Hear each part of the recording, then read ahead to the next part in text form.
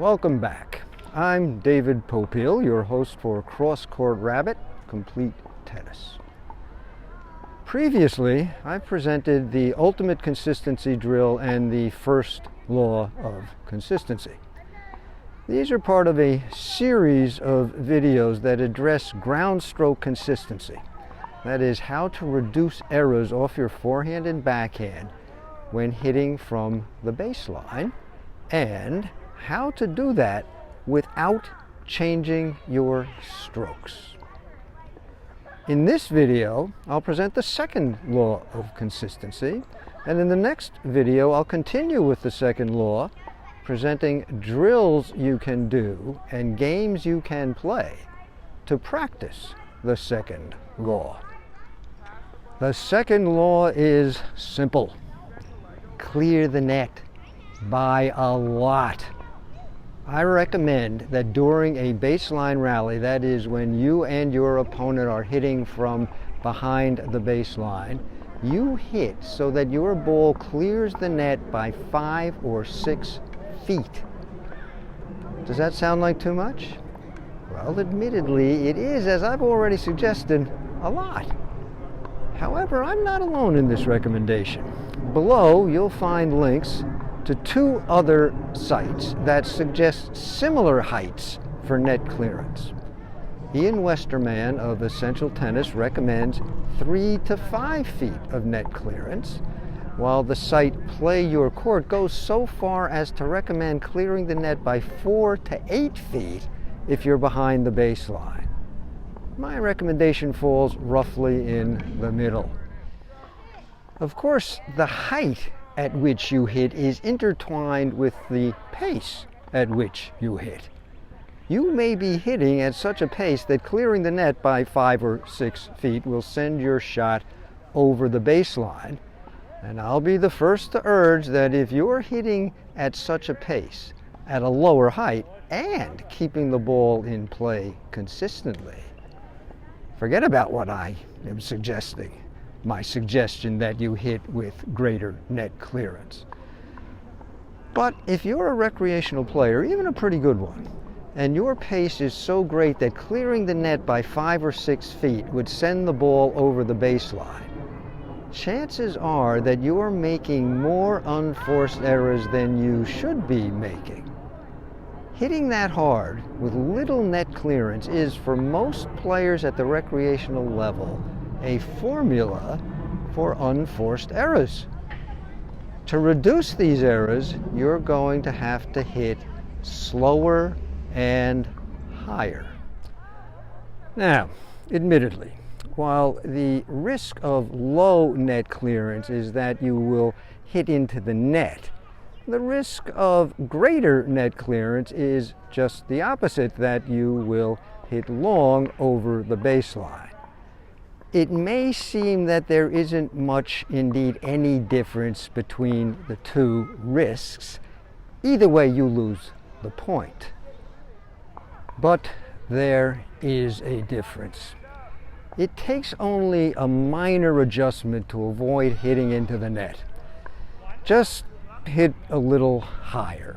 Likewise, it takes only a minor adjustment to avoid hitting over the baseline. Just hit a little lower and or a little slower.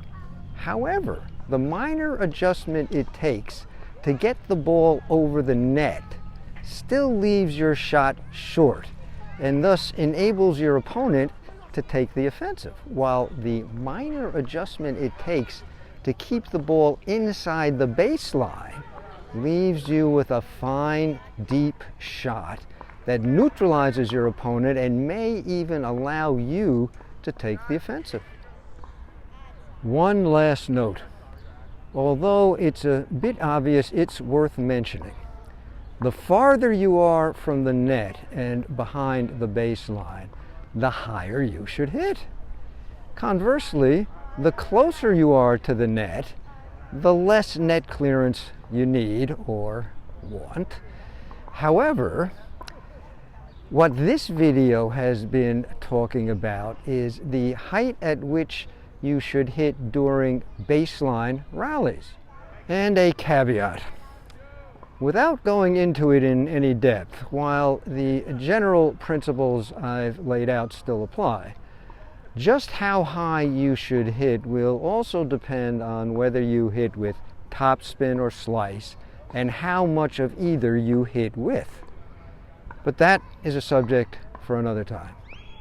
What I'm suggesting here is a general standard for recreational players who hit with, at most, modest spin, a category which I think covers the great majority of recreational players.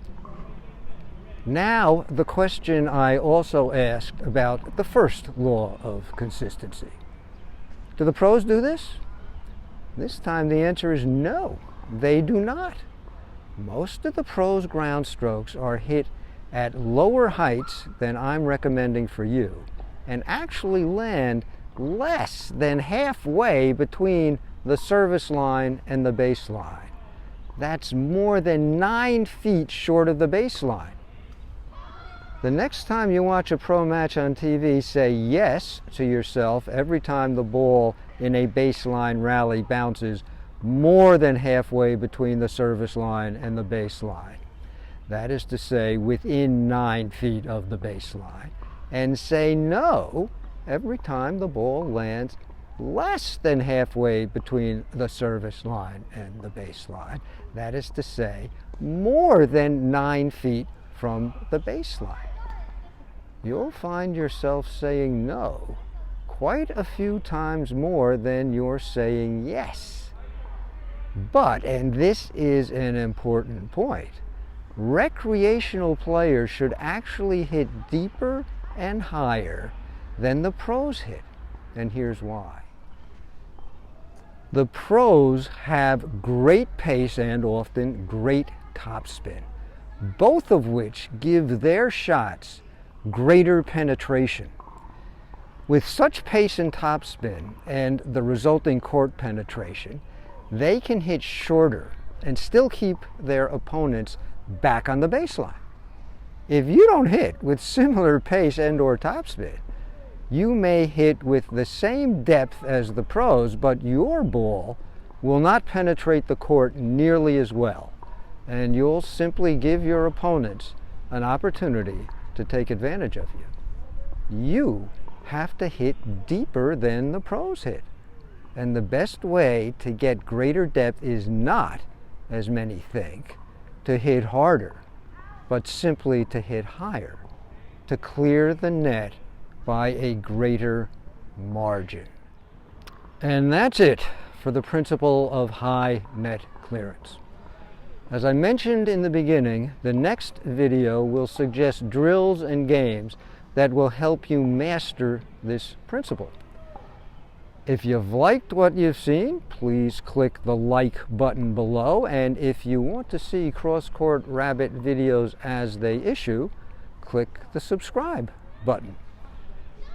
Of course, keep playing this greatest of all games, and I'll see you again next time.